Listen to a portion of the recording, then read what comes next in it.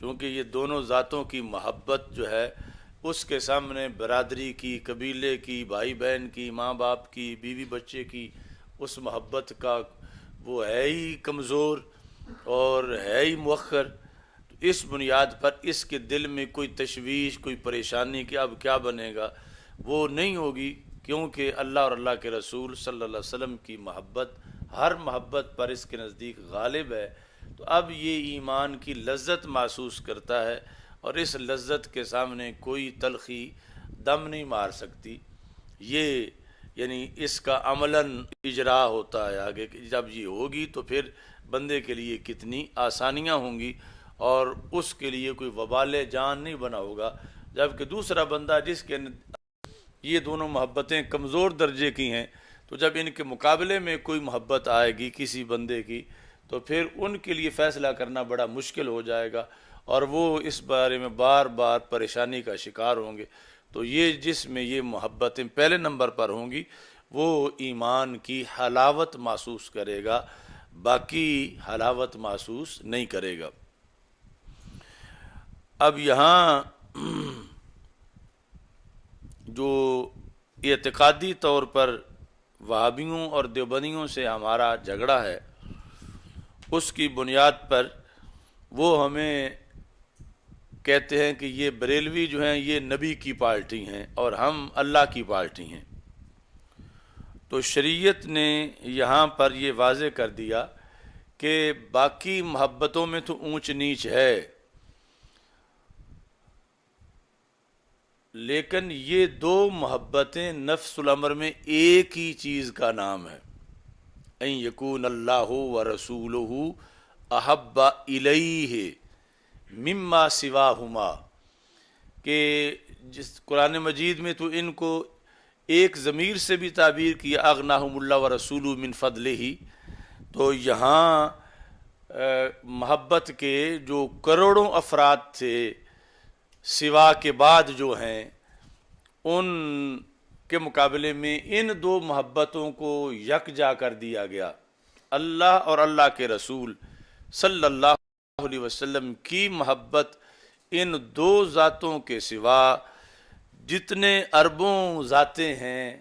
کھربوں ذاتیں ہیں، ان کے مقابلے میں ان دو ذاتوں کی محبت جو ہے وہ راجح ہو. آگے ان دو ذاتوں میں آپس میں کوئی مقابلہ نہیں کہ کس کی محبت تھوڑی ہو کس کی محبت زیادہ ہو، مقابلہ ہو ہی نہیں سکتا، کیونکہ یہ آپس میں لازم و ملزوم ہے اور عین ہے. جو چیز کسی کا عین ہو تو وہاں تقابل نہیں ہو سکتا، تقابل تو ہوتا ہے تغیر کی بنیاد پر. تو اللہ اور اللہ کے رسول صلی اللہ علیہ وسلم کی محبتیں یہ آپس میں عین ہیں، اگر سچی محبتیں ہوں تو یہ آپس میں عین ہیں. تو ان محبتوں میں پھر آگے کوئی تقابل نہیں ہے، اور یہ کمال ہے محبت رسول صلی اللہ علیہ وسلم کا کہ اللہ نے پوری کائنات سے اس کو منفرد کر کے اپنی محبت میں ملا دیا ہے. اور اس طرح پھر حدیث شریف میں یہ آیا ان یکون اللہ ورسولہ احب الیہ مما سواہما. تو اس حدیث سے یہ پتہ چلا کہ یہاں جو نبی کی پارٹی ہے وہی اللہ کی پارٹی ہے، اور جو اللہ کی پارٹی ہے وہی نبی کی پارٹی ہے. یہاں کوئی پارٹی بازی نہیں ہے جو کہ آپس میں جدا جدا ہو جائے. تو اس واسطے اگر یہ لوگ ہمیں نبی کی پارٹی مانتے ہیں تو پھر اللہ کی پارٹی بھی ماننا پڑے گا، کیونکہ ان یکون اللہ ورسولہ احب الیہ مما سواہما، کہ ان دو محبتوں میں پھر آگے تفریق کی ہی نہیں جا سکتی. اچھا جی، لیکن یہ جو شرک فوبیا قوم ہے وہابی، انہوں نے یہاں بھی جا کے معاذ اللہ جسارت کی ہے فرق کرنے کی. یعنی ان کا جو سبجیکٹ ہے خصوصی وہ شرک ہے. صحیح شرک بنتا ہو مطلب یہ اوریجنل، یا جعلی شرک انجینئرڈ بنتا ہو، وہ شرک جو ہے اس کو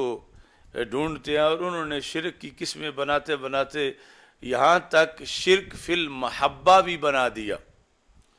ویسے تو شرک فی العبادت ہے، شرک فی الالوہیت ہے، تو انہوں نے کہا کہ ایک شرک فی المحبہ ہے، محبت میں شرک۔ یہ جو اسیمین کی یہ جو ہے بخاری کی شرح، اس میں اس مقام پر اس نے یہ لکھا ہے کہ اللہ اور اللہ کے رسول صلی اللہ علیہ وسلم کی محبتوں میں بھی فرق ہے۔ اللہ تعالیٰ کی محبت اور طرح کی ہے،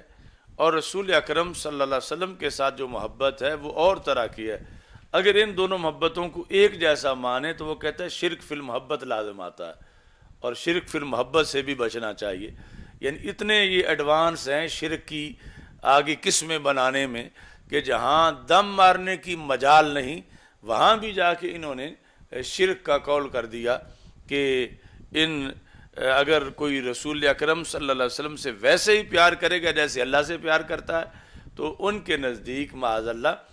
شرک فی المحبت جو ہے وہ لازم آئے گا، اور اس شرک فی المحبت کا حکم بالآخر وہ مشرک والا ہی معاذ اللہ بیان کرتے ہیں، جو کہ سخت ترین حکم ہے۔ دوسرے نمبر پر وَإِن يُحِبَّ الْمَرْءُ لَا يُحِبُّهُ إِلَّا لِلَّهِ، کہ ایک بندہ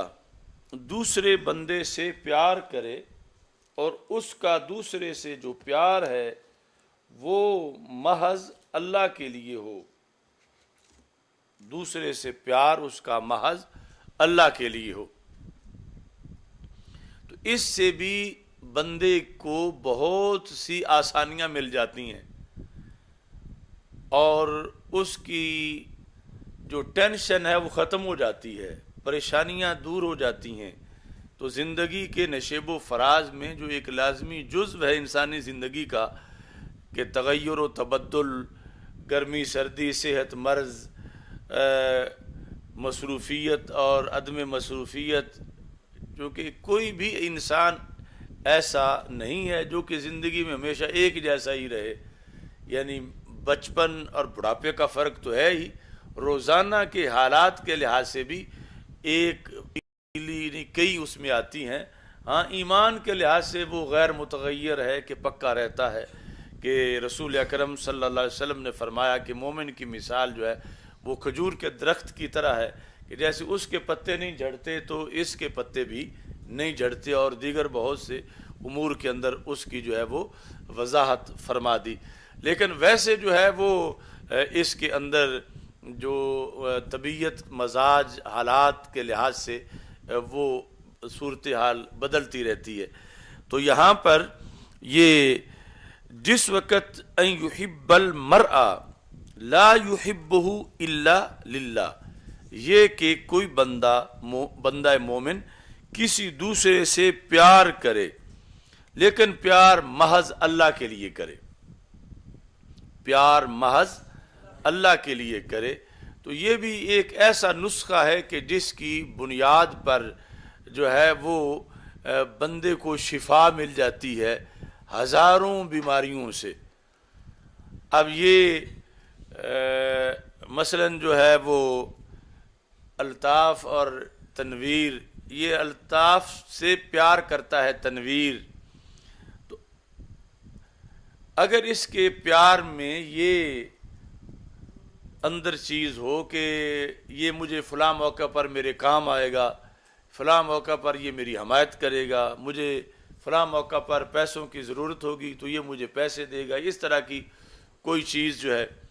اب جب پیسوں کی ضرورت پڑی اور اس نے نہ دیے، یا یہ غم میں گھرا ہوا تھا اور وہ اس کے حق میں نہ بولا، تو اب اس کو جو ہے وہ واقعی بڑی ٹینشن ہوگی کہ میں نے تو اس سے بڑی امیدیں وابستہ کی ہوئی تھیں، اور جس مقصد کے لیے اتنے سالوں سے میرا اس کے ساتھ تعلق تھا،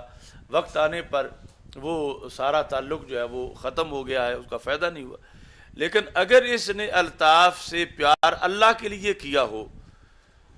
تو اب اگر وہ اس کے ساتھ مدد نہیں کرتا تو اسے پھر بھی افسوس نہیں ہوگا، کیونکہ میں نے تو کہ یہ اللہ کے لیے تھا، اور اللہ کے لیے پیار کا جو فائدہ ہے وہ تو مجھے ہونا ہی ہے قیامت کے دن، کہ میں اس کے پیسوں کی وجہ سے اس سے پیار نہیں کر رہا تھا، اس کے منصب کی وجہ سے پیار نہیں کر رہا تھا، میں تو کر ہی اللہ کی وجہ سے رہا تھا۔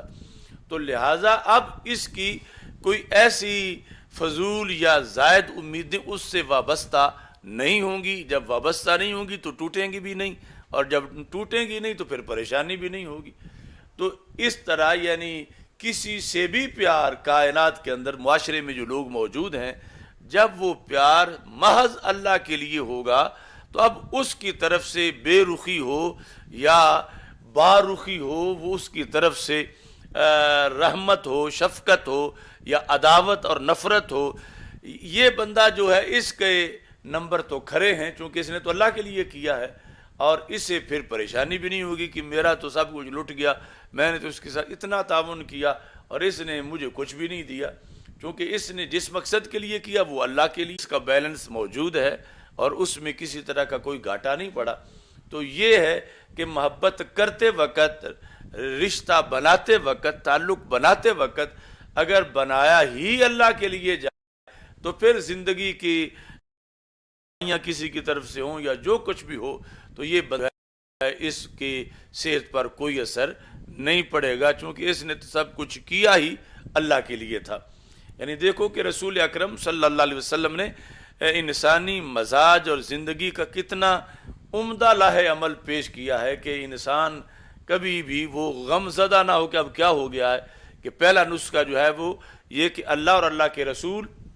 صلی اللہ علیہ وسلم سے پیار باقی سب سے جب زیادہ ہے تو اب بھی اسے پریشانیاں ختم ہو جائیں گی۔ دوسرے نمبر پر جب کسی بندے سے پیار کرتا ہے تو صرف اللہ کے لیے کرتا ہے تو پھر بھی وہ جو ہے پریشانیوں سے نجات پا جائے گا۔ اور تیسرے نمبر پر وَإِن يَكْرَهَ أَن يَعُودَ فِي الْكُفْرِ كَمَا يَكْرَهُ أَن يُقْذَفَ فِي النَّارِ، اور یہ کہ وہ ناپسند کرے، طبعاً ناپسند کرے، یعنی جس طرح آگ میں ڈالا جانا بندے کو طبعاً ناپسند ہے، یعنی کسی کا دل نہیں کرتا کسی آگ میں ڈالا جائے۔ یہ نہیں ہے کہ ہم اس کو دلائل سے ثابت کریں کہ آگ میں جانا بڑا خطرناک ہے اور یہ ہے وہ ہے، اور عقلی طور پر یا سائنٹیفک بنیادوں کے پر ثابت کریں۔ یہ طبی طور پر ایک بندہ جو ہے وہ اگرچہ بچہ بھی ہو جب آگے ہاتھ کرے اور جھل سے پیچھے کھینچ لیتا ہے، تو جس طرح کہ ایک بندہ اس چیز کو طبعاً ناپسند کرتا ہے کہ وہ آگ میں ڈالا جائے، ایسے ہی وہ ایمان لانے کے بعد پھر کفر کی طرف لوٹنے کو ناپسند کرے۔ ایمان لانے کے بعد پھر کفر کی طرف جانا اس کے نزدیک ایسے ہی ناپسندیدہ ہو جیسے آگ میں ڈالا جانا ناپسندیدہ ہے۔ اب اس کو زندگی کی لذت آئے گی اور ایمان کی لذت آئے گی۔ آگ میں ڈالا جانا ہر بندے کو طبعاً ناپسند ہے۔ تو ایک بندے نے کلمہ پڑھا تو اس کا معاشرے کے اندر جو اطلاق ہے وہ اس طرح ہے کہ مثال کے طور پر معاذ اللہ کسی کو کوئی کہتا ہے کہ تم قادیانیت کا فارم فل کر دو، تمہیں ویزا دے دیتے ہیں یا تمہاری شادی کر دیتے ہیں، تو اب اسلام سے کفر کی طرف جانا اگر اس کے مزاج میں آگ میں کودنا ہے تو اب اس کو یہ ویزا مصیبت لگے گا، اب اس کو یہ شادی آگ لگے گی، اور اس کے دل میں جب وہ ادھر نہیں جائے گا تو پریشانی نہیں ہوگی کہ مجھے تو اتنا فائدہ مل رہا تھا میں نہیں گیا، اگر میں چلا جاتا تو میرا تو مستقبل بن جانا تھا، اتنا پیسے ملنے تھے۔ تو یہ پریشانی اسے تب نہیں ہوگی جب اس کے نزدیک ادھر جانا آگ جیسا ہو، اور یہ تب ہوتا ہے کہ جب بندے کا ایمان کامل ہو اور وہ کفر کی طرف جانا یوں سمجھے جیسے آگ کی طرف جانا۔ یہ ایک مثال میں نے دی، اس کی ہزاروں مثالیں، اور اس کا روزانہ بندے کو مقابلہ کرنا پڑتا ہے کہ جہاں جو ہے وہ اگر اس میں یہ پختگی ہے کہ جو ایمان کے مقابلے میں دوسری جانب ہے اس کو حصی طور پر وہ طبی طور پر آگ سمجھتا ہے، ادھر نہیں جاتا اور ڈٹ کے اپنی جگہ پہ کھڑا رہتا ہے، تو اب اسے ایمان کی لذت محسوس ہوتی ہے۔ تو یہ تینوں چیزیں اجتماعی طور پر جب کسی میں پائی جاتی ہیں تو پھر وہ انجوائے کرتا ہے کہ مومن ہونے کی شان کیا ہے، ورنہ وہ فارمیلٹی والا مومن ہے کہ ایمان تو لایا ہے لیکن آگے تھوڑی سی اندھیری چلتی ہے تو وہ الٹ جاتا ہے، یا تھوڑی سی شدت آتی ہے تو وہ مرجھا جاتا ہے۔ مگر جب اس طرح کا مومن ہوگا تو پھر کائنات کی کوئی تلخی بھی اس کا جو ذائقہ ہے اس کو بدل نہیں پائے گی، اور اس کی حلاوت یہاں تک کہ اس کی اگر جان بھی چلی گئی تو پھر بھی حلاوت اس کی برقرار رہے گی، اور موت بھی اس کی حلاوت کو تلخی میں تبدیل نہیں کر سکے گی۔ اچھا جی،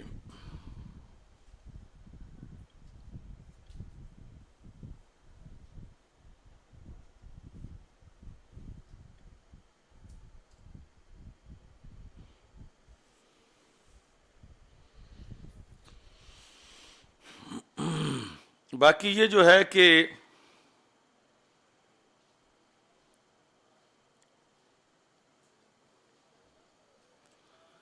کراہت جو ہوتی ہے یہ ارادے کے منافی نہیں ہوتی، ارادے کی ضد نہیں ہے۔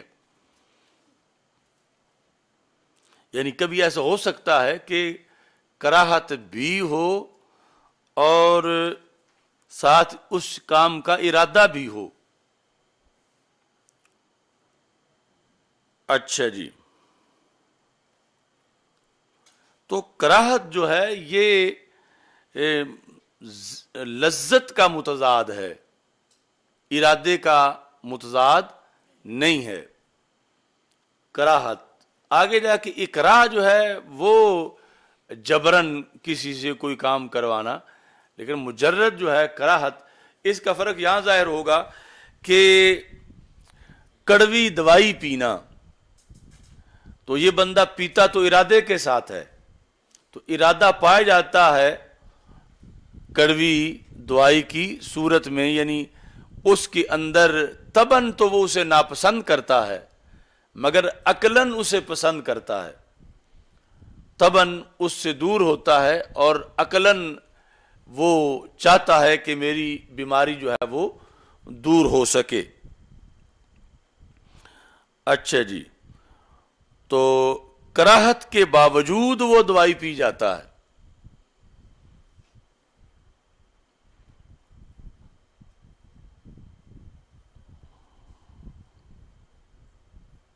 اچھا جی،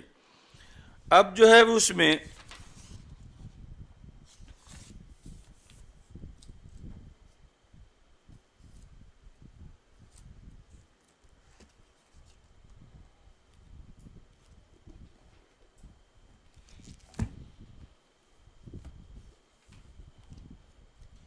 وہ تانلیاں والا کے احباب بیٹھے ہوئے ہیں سارے،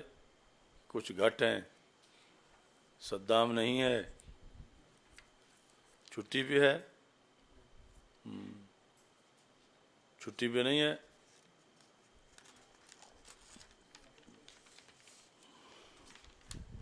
تیسرا ان کا ساتھی، اتنی لمبی چھٹی ہے۔ اچھا جی،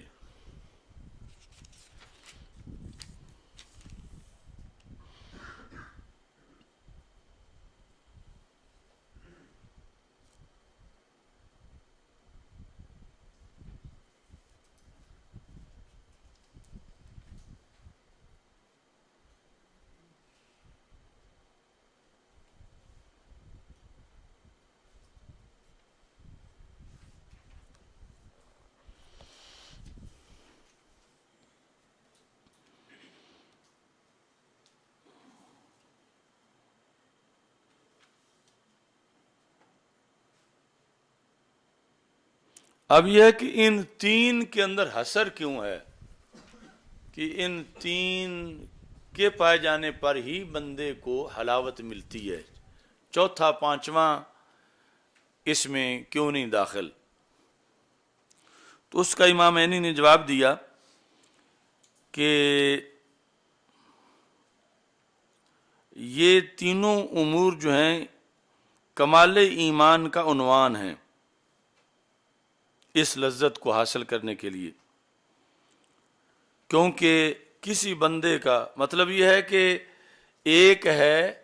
نفس ایمان، ایک ہے کمال ایمان. تو نفس ایمان تو ان کے بغیر بھی آ سکتا ہے، مگر کمال ایمان جو ہے وہ تب آئے گا جب یہ تینوں چیزیں پائی جائیں گی. تو کمال ایمان میں ایک چیز یہ ہے کہ بندہ جو ہے وہ یہ یقین رکھے کہ منعم بالذات صرف اللہ تعالی ہے.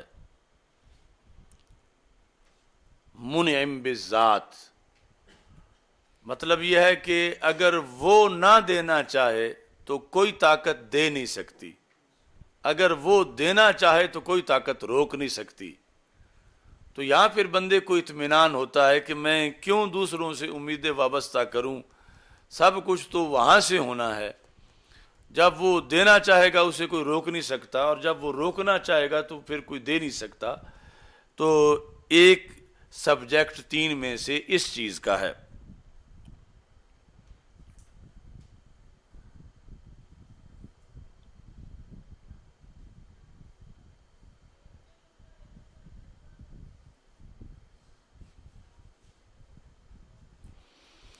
دوسرے نمبر پر ہر نعمت جو بندے تک پہنچتی ہے وہ رسول پاک صلی اللہ علیہ وسلم کے وسیلے سے پہنچتی ہے.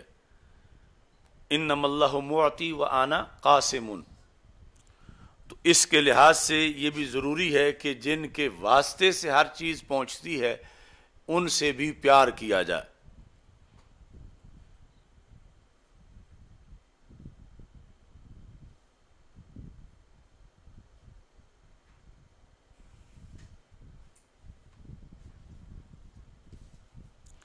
اس لیے یہ ہوگا کہ آپ صلی اللہ علیہ وسلم نے جو وعدہ کیا ہے وہ پکا وعدہ ہے، اور آپ نے جس چیز سے ڈرایا ہے وہ یقیناً بچ جانے والی چیز ہے. تو یہ بھی یعنی اس کے لیے اطمینان کا باعث بنے گا اس کے دل کے اندر.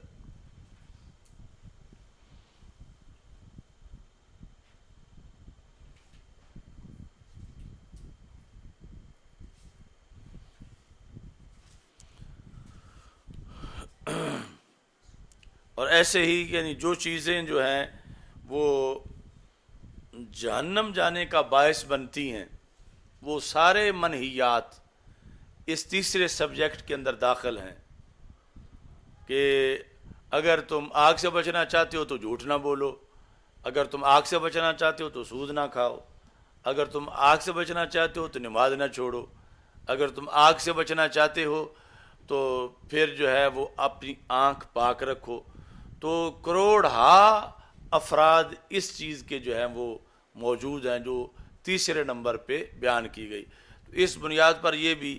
جامع الکلم حدیث شریف ہے کہ جس میں انسان کی پوری زندگی کا لائحہ عمل جو ہے وہ موجود ہے، اور محض زندگی کا نہیں، خوشحال ترین زندگی کا کہ جس کو غم کبھی بھی شکست نہ دے سکے.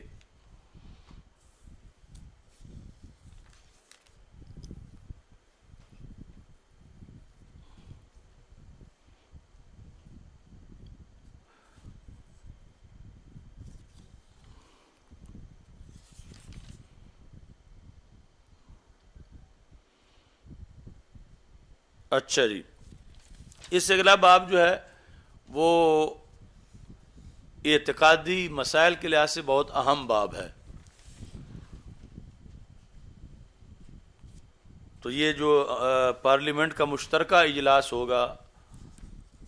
تخصص، اور ایک ہوتا ہے نا مشترکہ اجلاس قومی اسمبلی کا اور سینٹ کا، تو تخصص اور دورے کا جو مشترکہ اگلے ہفتے میں ہوگا اس میں یہ بھی زیر بحث لائیں گے، کیونکہ اس سے سینکڑوں سوالوں کا جواب اس حدیث میں موجود ہے. اچھا جی، اس کے بعد ہے باب. یہ تم پہلے پڑھ چکے ہو, ترجمۃ الباب لکھا ہوا تمہارے پاس اس کا. یعنی ایسا باب جو ہوتا ہے وہ ما قبل کا ایک حصہ ہی ہوتا ہے, اور لفظ باب بطور فصل کے استعمال ہوتا ہے. تو حضرت عبادہ بن صامت رضی اللہ تعالی عنہ سے مروی ہے. حضرت عبادہ بن صامت رضی اللہ تعالی عنہ یہ رسول اکرم صلی اللہ علیہ وسلم کے صحابی ہیں, انصاری ہیں, جو کہ بیعت عقبہ اولا کے اندر اور ثانیہ کے اندر شریک تھے. یعنی جو لوگ مدینہ منورہ سے حج کے موقع پر مکہ مکرمہ گئے ہوئے تھے اور اعلان نبوت ہو چکا تھا, اور ابھی رسول پاک صلی اللہ علیہ وسلم مدینہ منورہ ہجرت کر کے نہیں گئے تھے, تو جن لوگوں نے آ کے مکہ مکرمہ کلمہ پڑھا اور پھر رسول پاک صلی اللہ علیہ وسلم کو دعوت دی کہ آپ ہمارے پاس مدینہ منورہ آ جائیں, تو وہ 2 بیعتیں تھیں جس میں کچھ مرد اور عورتیں پہلی بیعت میں بھی اور دوسری بیعت میں بھی شریک ہوئے, جو کہ منا کے میدان میں انہوں نے رسول پاک صلی اللہ علیہ وسلم سے بیعت کی. جب ابھی یہ تھا طریقہ کہ حج پر آئے ہوئے لوگوں کو نبی اکرم صلی اللہ علیہ وسلم جہاں اکٹھا دیکھتے تھے تو وہاں تبلیغ کرتے تھے کہ خدا ایک ہے اور میں اس کا رسول ہوں, اور اس طرح بنیادی امور بتاتے تھے جو جاہلیت کا حج تھا. تو اس موقع پر جو رسول پاک صلی اللہ علیہ وسلم کے مدینہ منورہ جانے سے پہلے اہل مدینہ میں سے جنہوں نے کلمہ پڑھا, ان میں حضرت عبادہ بن صامت رضی اللہ تعالی عنہ بھی موجود ہیں. اچھا جی, عبادہ 181 حدیثیں انہوں نے روایت کی ہیں.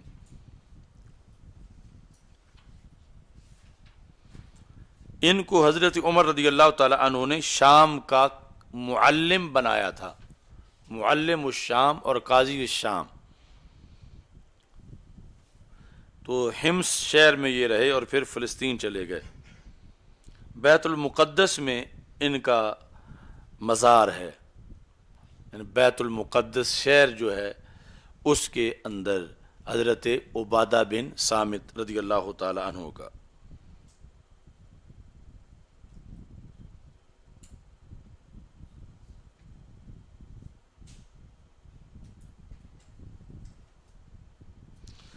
عبادہ بن صامت نامی ایک ہی صحابی ہیں, یعنی ولدیت ساتھ یہ ہو عبادہ بن صامت. ویسے عبادہ نام کے 12 صحابی ہیں, لیکن ولدیت میں انفرادیت ہے ان کی, اور اس طرح عبادہ بن صامت ایک ہی صحابی ہیں.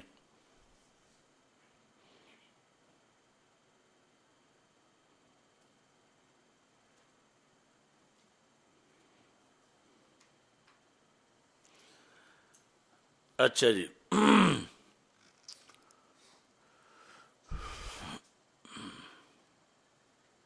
وکانہ شاہدہ بدرہ. تو یہ صحابہ کی شانوں میں سے جب بھی صحابہ رضی اللہ تعالی عنہما کی زندگی کا میرٹ بیان ہوتا ہے تو یہ دیکھا جاتا ہے کیا بدری تھے, احد میں تھے, بیعت عقبہ اولا میں تھے, بیعت عقبہ ثانیہ میں تھے, یا بیعت رضوان میں سے تھے, یا فتح مکہ کے موقع پر تھے, یا فتح مکہ کے بعد تھے. تو یہ متقدمین میں سے ہیں. ایک تو کلمہ جا کے پہلے پڑھا اور پھر شاہدہ بدرن,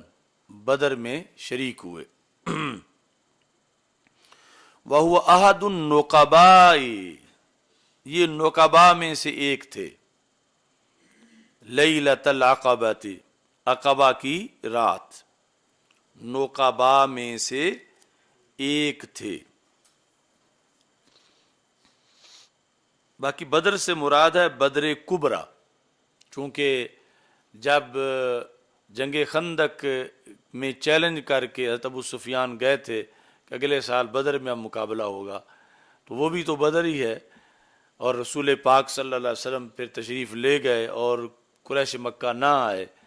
اور یہ جو عرف عام میں بدر بولا جاتا ہے تو اس کو بدر کبریٰ کہا جاتا ہے، جو 2 ہجری کے اندر جو جنگ ہوئی۔ اچھا جی،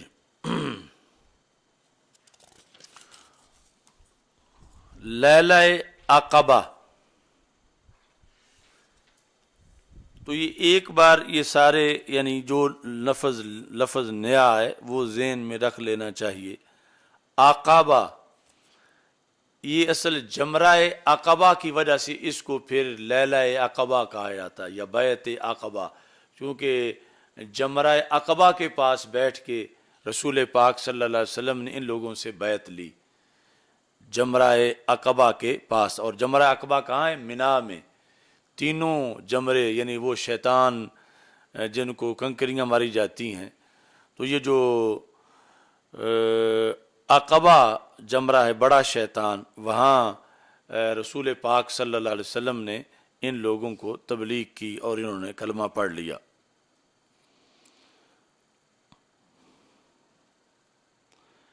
نوقابہ،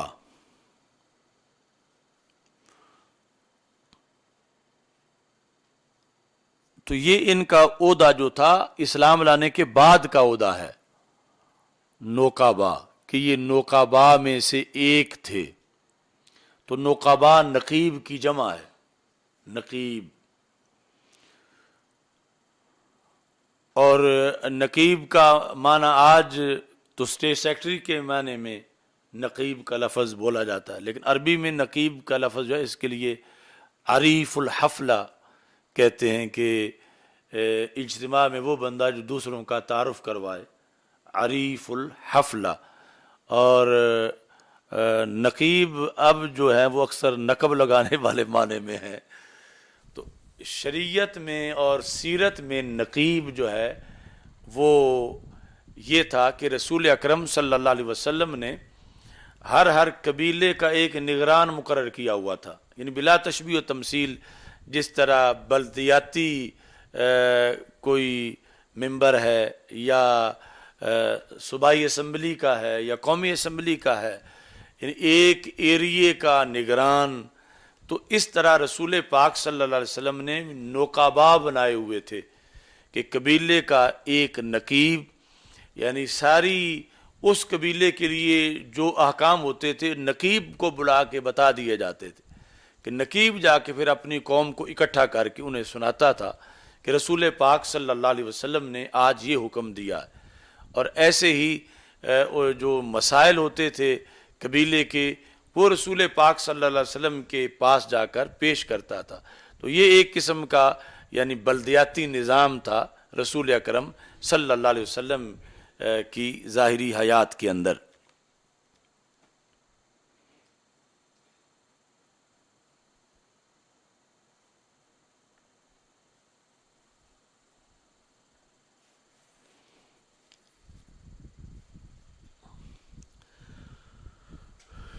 اچھا جی،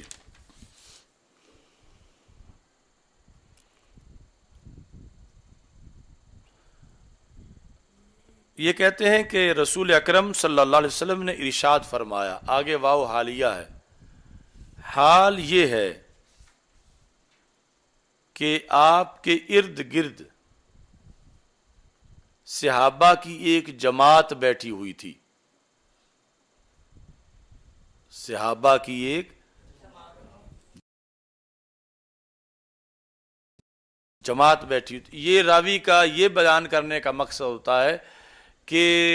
سننے والے کو مزید اطمینان ہو جائے کہ مجھے صرف لفظ ہی یاد نہیں، مجھے تو سارا منظر یاد ہے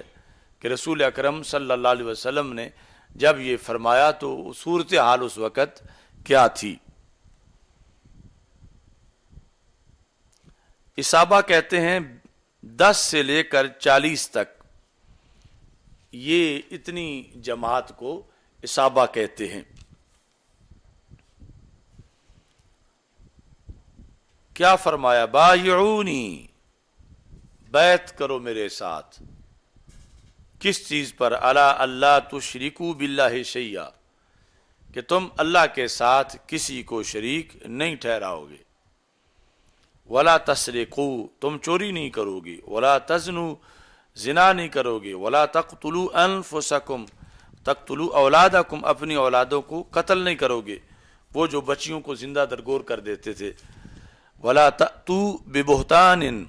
تم بہتان نہیں لاؤ گے کہ جس کو تم گھڑ لو، بین ایدیکم ارجلکم اپنے سامنے، ولا تعصوا فی معروف کسی اچھائی میں تم نافرمانی نہیں کرو گے، فمن وفا منکم فاجرہ علی اللہ جس نے یہ بیعت پوری کی تو اس کا اجر جو ہے وہ اللہ پر ہے، ومن اصاب من ذالک شیئا اور جس نے ان گناہوں میں سے کسی کا ارتکاب کیا، فعوقب فی الدنیا اور دنیا میں اس کو اس کی سزا مل گئی، بس معاذ اللہ چوری کی ہاتھ کاٹا گیا، فہو کفارۃ لہ تو یہ دنیا والی سزا آخرت کے لحاظ سے کفارہ بن جائے گی، آخرت میں پتہ نہیں کتنی سخت سزا ملتی، 1 گھنٹہ بھی جہنم میں کھڑا ہونا پڑتا تو کتنا مشکل ہوتا، تو دنیا کی سزا جیسی بھی ہو آخرت کے لحاظ سے تھوڑی ہے اور پھر یہ کفارہ بن جائے گی۔ ومن اصاب من ذالک شیئا تو 2 صورتیں ہیں کہ ایک بندے نے کوئی گناہ کیا اور اس کا لوگوں کو پتہ چل گیا اور وہ پکڑا گیا، اس کو سزا مل گئی، دوسرا ہے کہ اس نے گناہ کیا کسی کو پتہ ہی نہیں چلا، ومن اصاب من ذالک شیئا مذکورہ گناہوں میں سے اس نے کوئی گناہ کیا، ثم سترہ اللہ پھر اللہ نے اسے چھپایا، یعنی اللہ نے پردہ ڈالا کسی کو پتہ ہی نہیں چلا، فہو الی اللہ یہ اللہ کی طرف ہے قیامت کے دن، ان شاء عفان ہو چاہے تو اللہ اسے معاف کر دے، وَإِنْ شَاءَ عَاقَبَهُ چاہے تو عذاب دے، یعنی دنیا میں تو پردہ ڈالے رکھا، آخرت میں ضروری نہیں کہ پردہ ہی رکھے، ہو سکتا ہے کہ اسے سزا ملے، لیکن ضروری نہیں کہ سزا ہی ملے، ہو سکتا ہے کہ اللہ اس کو معاف کر دے۔ اچھا جی، بایعونی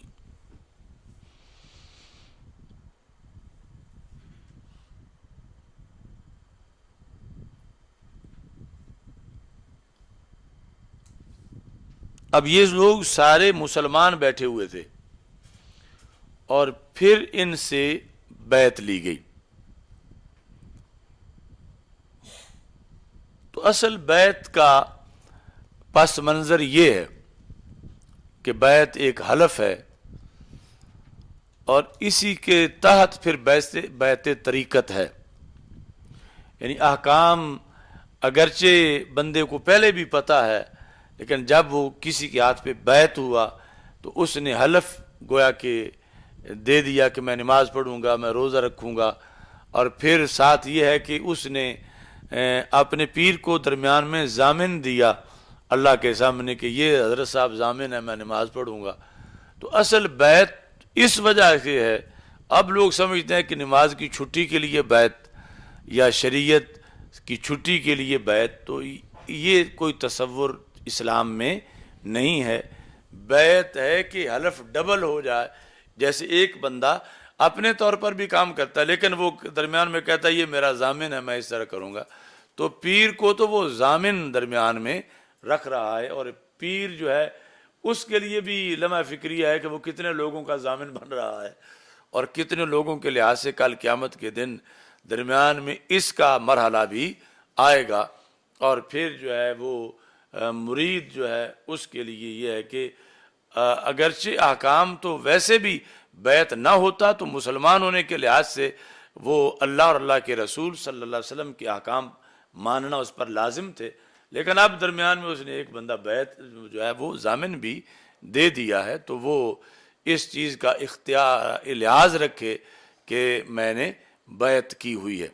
بیعت کا معنی بیچنا ہے، یعنی دوسرے طور پر صوفیاء کے نزدیک یہ ہے کہ اس نے اپنے آپ کو بیچ دیا ہے اپنے پیر کے آگے، یعنی ویسے تو حر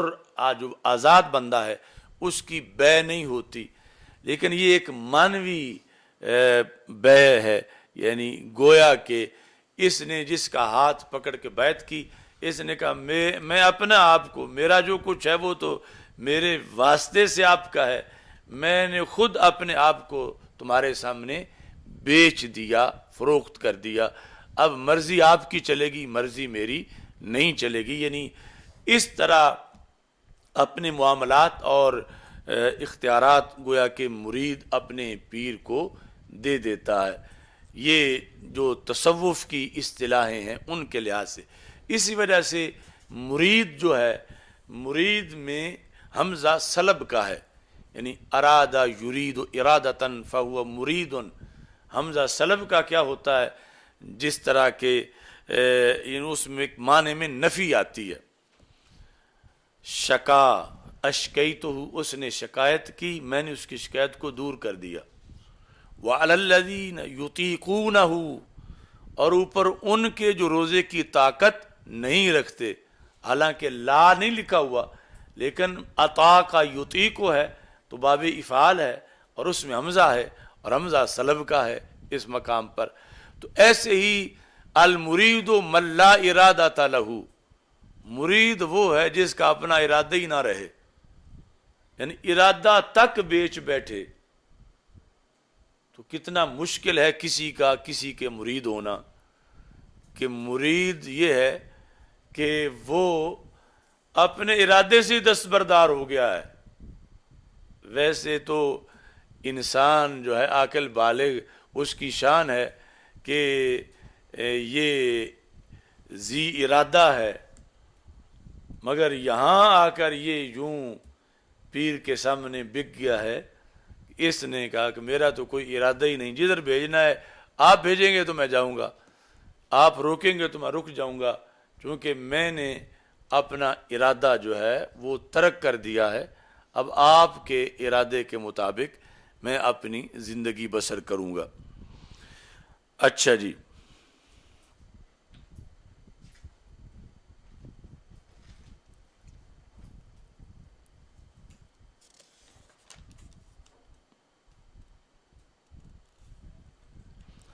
یہ سیرت کے لحاظ سے اہم باب ہے۔ لیلہ عقبہ اولا، لیلہ عقبہ ثانیہ، ایک تو اس کو عقبہ نہیں پڑھنا، عقبہ پڑھنا ہے۔ اور پھر عقبہ کس وجہ سے ہے کہ جمرہ عقبہ جو ہے اس کے پاس یہ بیعت ہوئی تھی، اور کوئی پوچھے کہ جب بیعت عقبہ اولا کس ہجری میں ہوئی تھی تو آپ نے کہنا کہ ابھی تو ہجری شروع ہی نہیں ہوئی تھی، یہ تو اعلان نبوت کے بعد، ابھی رسول پاک صلی اللہ علیہ وسلم نے ہجرت کی نہیں تھی بلکہ مکہ مکرمہ میں ہوتے تھے۔ اس وقت یہ جو مدینہ منورہ سے لوگ آئے تھے اور انہوں نے کلمہ پڑھا تھا، یہ ان لوگوں کا معاملہ ہے۔ باقی یہ جو نقبا ہیں، یہ 12 نقیب تھے رسول پاک صلی اللہ علیہ وسلم کی سلطنت میں، 12 نقیب۔ ان میں سے ایک نقیب کون ہے؟ عبادہ بن صامت رضی اللہ تعالی عنہ۔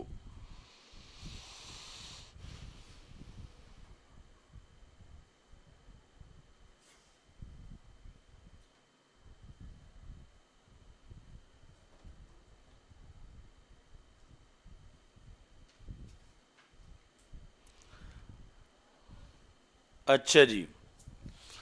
سزا و جزا کے لحاظ سے بھی اس میں اہم فیصلہ ہے۔ یعنی ذہن میں آتا ہے کہ اب ایک تو بندے کو دنیا میں سزا ملی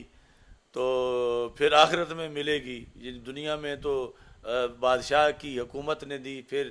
ابھی تو آخرت کا معاملہ باقی ہے۔ تو اس حدیث شریف میں واضح کر دیا گیا کہ اگر اس کو دنیا میں شرعی سزا مل گئی تو پھر آخرت میں اس کو اور کوئی سزا نہیں ملے گی۔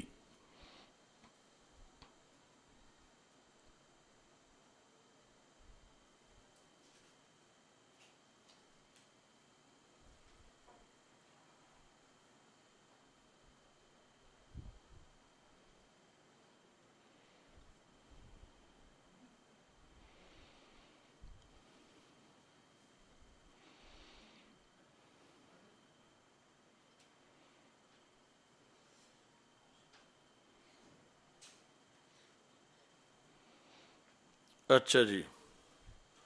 باقی چونکہ یہاں اگر جو ہے وہ شرک کا مسئلہ ہو تو وہ علیحدہ چیز ہے، ان اللہ لا یغفر ان یشرک بہ، یا تو پھر یہاں شرک سے مراد شرک خفی لینا پڑے گا، ریا، اور اگر شرک سے مراد جو شرک ہے وہ لیا جائے تو وہ ایسی چیز نہیں کہ معاف ہو جائے، اس کا جو ہے وہ مواخذہ ضرور ہوگا۔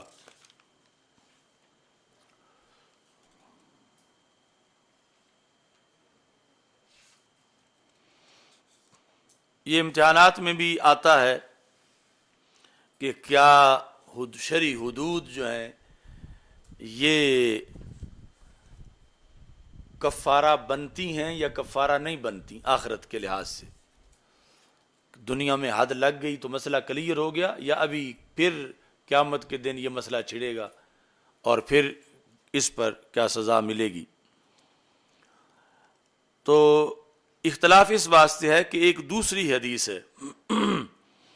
جس میں رسول پاک صلی اللہ علیہ وسلم نے یہ ارشاد فرمایا، لا ادری الحدود کفارۃ لأہلھا ام لا، کہ یہ میں نہیں جانتا کہ یہ جو حدیں ہیں یہ جس پر لگیں گی اس کے لیے کفارہ بنتی ہیں یا نہیں بنتی۔ یہ دوسری حدیث ہے۔ مثلا چور کا ہاتھ کٹا تو اب یہ ہاتھ کٹنا کفارہ بنا ہے یا نہیں بنا، یعنی بنا کا مطلب یہ ہوگا کہ اب مسئلہ کلیئر ہو گیا قیامت کے دن تک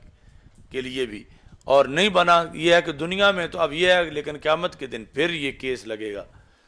تو یہ حدیث میں ہے کہ میں یہ نہیں جانتا۔ اچھا جی، اور جو اب ہم نے پڑھی ہے اس میں کیا ہے کہ سرکار فرماتے ہیں میں جانتا ہوں کہ اگر حد لگ گئی تو کفارہ بن جائے گا، یہی اس کا کفارہ ہے، اس پر حد لگائی گئی۔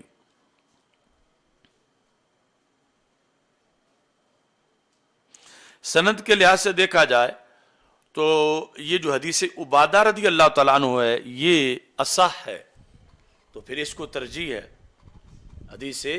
عبادہ رضی اللہ تعالیٰ عنہ کو۔ اور ویسے تطبیق بھی ہو سکتی ہے دونوں حدیثوں میں۔ تطبیق اس طرح ہے کہ جو حدیث ابی ہریرہ ہے یہ لا ادری، میں نہیں جانتا کہ کفارہ بنے گی یا نہیں بنے گی، یہ پہلے کی بات ہے، اور جو حدیث عبادہ ہے وہ بعد کی بات ہے۔ تو بعد والی نے پہلے کو منسوخ کر دیا کہ پہلے اللہ تعالیٰ کی طرف سے علم نہیں دیا گیا تھا اور پھر اللہ تعالیٰ کی طرف سے علم دے دیا گیا اس چیز کا۔ تو اب فائنل یہی ہے کہ مطلب ہے اگر دنیا میں حد لگ گئی تو وہ جو عمومی جو گناہ ہیں تو ان کے لحاظ سے پھر آخرت کے اندر جو ہے وہ دنیا والی حد ہی کافی ہوگی، اور اگر نہیں لگی تو پھر وہ آخرت کا بڑا عذاب جو ہے وہ ہوگا۔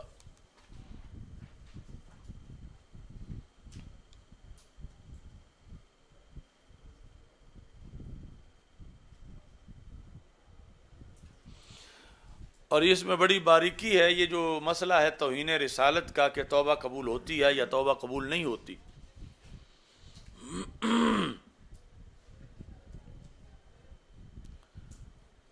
تو اس میں بھی شدید اختلاف ہے، یعنی آج کا نہیں پہلے کا ائمہ کے اندر۔ اور پھر فتاوی رضویہ میں بھی دونوں طرح کے قول ہیں، جبکہ ہم ابھی غازی صاحب کا مسئلہ نہیں چلا تھا، اس سے پہلے کا یہ بیان کرتے آ رہے ہیں کہ توبہ قبول نہیں ہوتی۔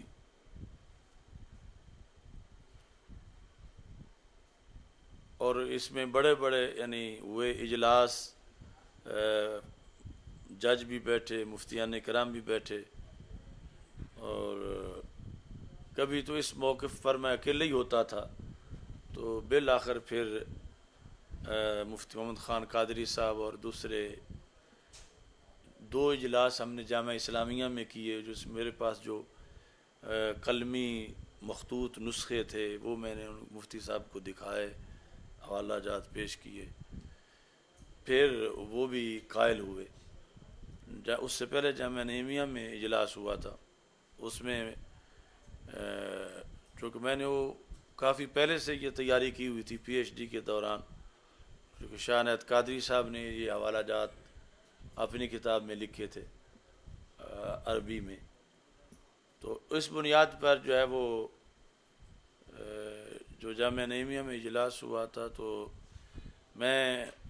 موضوع تھا کہ فقہ حنفی میں سزا کیا ہے. تو میں جب اپنے دلائل پیش کر کے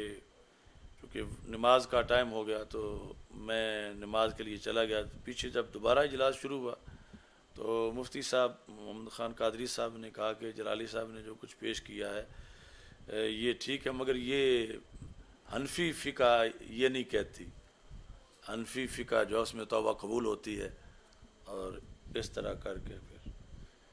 پھر میں جب واپس آیا تو پھر بات چیت ہوئی. تو پھر 2 اجلاس مزید رکھے گئے یعنی ٹھوکر جامعہ اسلامیہ میں، اور تب جا کر پھر یہ موقف ان لوگوں نے بھی اپنایا اور اس پر یعنی متقدمین فقہا کے حوالے پیش کیے کہ توبہ قبول نہیں ہوتی. تو یہ ساری تحریک ہماری جو یعنی چل رہی تھی شیطان تاثیر کے لحاظ سے کہ توبہ قبول نہ ہونے پر پھر اس کو قتل کیا گیا. تو اس پر پھر جو ہے وہ ایک مرحلے میں یعنی فکری طور پر بڑی الجھنیں تھیں. یہاں تک کہ ایک دن مجھے مولانا خادم حسین صاحب نے فون کیا کہ میرے پاس کچھ لوگ آ گئے ہیں فتاوی رضویہ لے کر، اور اس میں تو لکھا ہے کہ توبہ قبول ہو جاتی ہے. تو اب ان کو کیا جواب دیں؟ یعنی وہ فون مجھے کر رہے تھے علیحدہ ہو کے کہ وہ آ کے دوسرے کمرے میں بیٹھے ہوئے ہیں.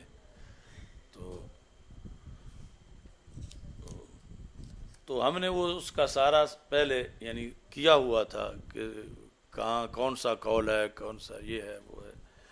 تو میں نے یہ کہا کہ دونوں قول فتاوی رضویہ کے درست ہیں. یعنی جو آج ہم فتویٰ دیں گے وہ یہی دیں گے کہ توبہ قبول نہیں ہے، اور جو یہ ہے کہ توبہ قبول ہے تو اس کا یہ مطلب ہے کہ اب تو حاکم وقت تو معاف نہیں کر سکتا، وہ سزا دے گا. اس کے بعد قیامت کے دن آج جس گستاخ نے توبہ کر لی یہ قیامت کے دن اس کو فائدہ دے گی. یعنی یہ مطلب ہے توبہ قبول ہونے کا کہ قیامت کے دن پھر اسے اس جرم کی سزا نہیں دی جائے گی. آج اگر ڈٹا رہا، اکڑ گیا گستاخی کر کے،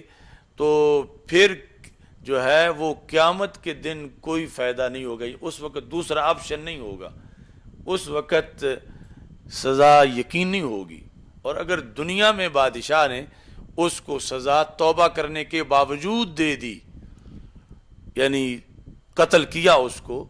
اب قیامت کے دن اس کا معاملہ اللہ کے دربار میں تب کلیئر ہوگا جب اس نے توبہ کر لی تھی. توبہ کا فائدہ اسے دنیا میں نہیں ہوگا کہ سزا ٹل جائے، دنیا میں تو سزا اسے ملے گی. ہاں اس توبہ کا اسے فائدہ بڑا ہوگا چونکہ جہنم کا دائمی عذاب تو بہت بڑا ہے. تو اب دائمی عذاب سے بچ جائے گا، دنیا میں تو قتل ہوگا. تو لہٰذا یعنی جو تفصیلاً بحث کی اعلیٰ حضرت رحمۃ اللہ علیہ نے تمہید ایمان میں اور دوسری جگہ توبہ کی قبولیت یعنی عدم قبولیت کے لحاظ سے، وہ یعنی جب معاملہ سارا تو کہ بادشاہوں کے اور حکومت کے لحاظ سے چلتا ہے کہ حکومت جو ہے انہیں سزا دے، کوئی توبہ قبول نہیں کر سکتا. حق جب رسول پاک صلی اللہ علیہ وسلم کا ہے تو ہم اپنے بھائی کا حق نہیں معاف کر سکتے، سرکار کا حق ہم کیسے معاف کریں؟ تو یہ اس جہت کی گفتگو ہے دنیا کے حکام کے لحاظ سے. اور جو توبہ قبول ہو جاتی ہے تو وہ یہ کہ اگر اس نے کر لی تو پھر اللہ کے ہاں قیامت کے دن قبول ہوگی. اگر اکڑ کے نہیں رہا، توبہ کر کے مرا ہے، تو پھر یہ ہے کہ اس دن فائدہ کیا ہوگا؟ تو اس دن بڑا فائدہ ہوگا کہ اگرچہ دنیا میں سزا ملی ہے لیکن جہنم کے دائمی عذاب سے تو بچ جائے گا، اور جہنم میں تو چند منٹ بھی بڑے مشکل ہیں. تو یہ ہے یعنی توبہ کی قبولیت ہے مگر وہ مقام اور ہے، اور عدم قبولیت ہے، اور یہ مقام جو ہے وہ دنیا کا ہے. تو اس طرح پھر انہوں نے ان لوگوں کو، وہ بھی علماء تھے ایک جماعت کے، اور فتاوی رضویہ اٹھا کے ان کے پاس لائے تھے. اچھا جی،